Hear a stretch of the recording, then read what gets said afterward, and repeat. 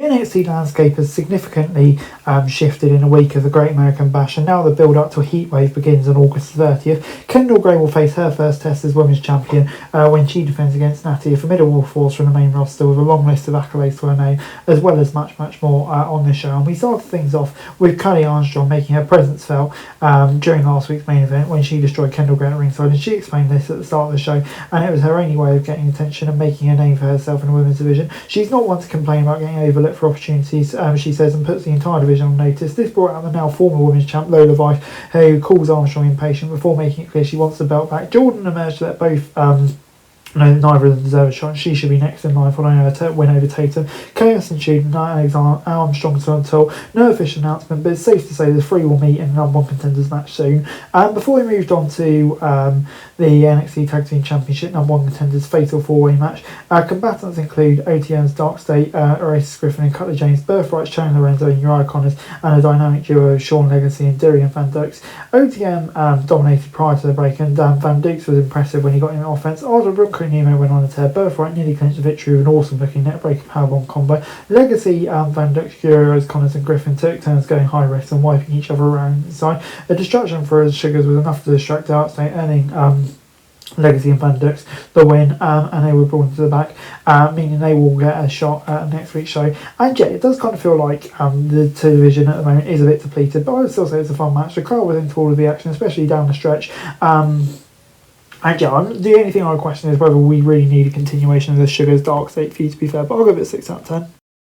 It was then time for Keanu Carver versus Tank Ledger. The commentators made this mark Ledger's first TV match in nearly 2 years, as he's usually relegated to tag ranks with Walker. He had a brief flurry of offense before getting shut down by Carver. Despite busting out Swanton later on, Carver quickly regained control, put down Ledger with a massive powerbomb and scored the victory not long after. This is what it needs to be to get Carver back on track, coming off his back-to-back losses to Prosper. It allowed him to re-establish his dominance and nearly takes out someone that can easily afford the loss. So yeah, I'll give it a 4 out of 10 in fact.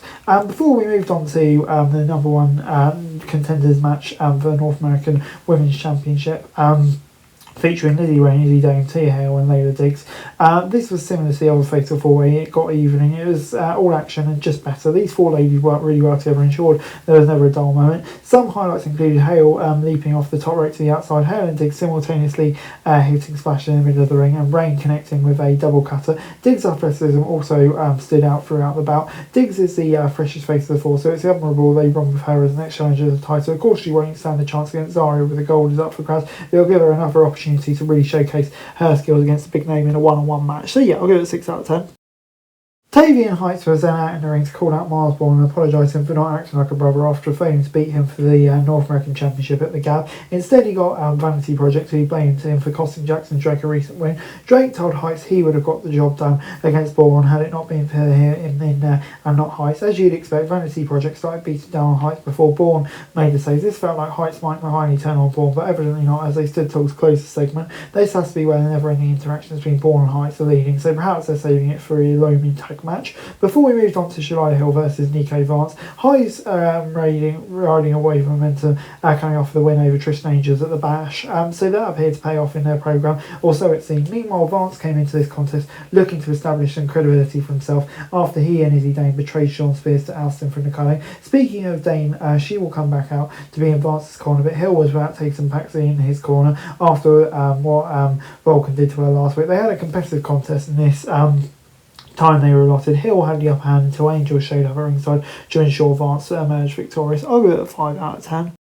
It was then Women's Championship time with Kendall Gray taking on Natty. Natty's had no shortage of shots, the NXT Women's title dating back to 2014. This was more about Gray would be able to retain her title than it was about Natty. Though Jerry had gelled well with just about everyone she'd had to ring with, and this was no exception. They had tons of submissions and smooth transitions, two things both were very skilled at. Natty had Nikita Lyons and Petrovic in her corner, but they were thwarted by Sinclair and Vice before the break. That meant it was all about Gray and Natty in the second half, culminating in an abrupt shades of Grey to put Natty away. And yeah, 7 out of 10 for me. I mean, it was a perfect challenger, really, wasn't it? Natty, experienced hand, gives her a big win, and of course we've got all of those future challenges to come. So yeah, I thought it just made sense. I'll give it a 7 out of 10.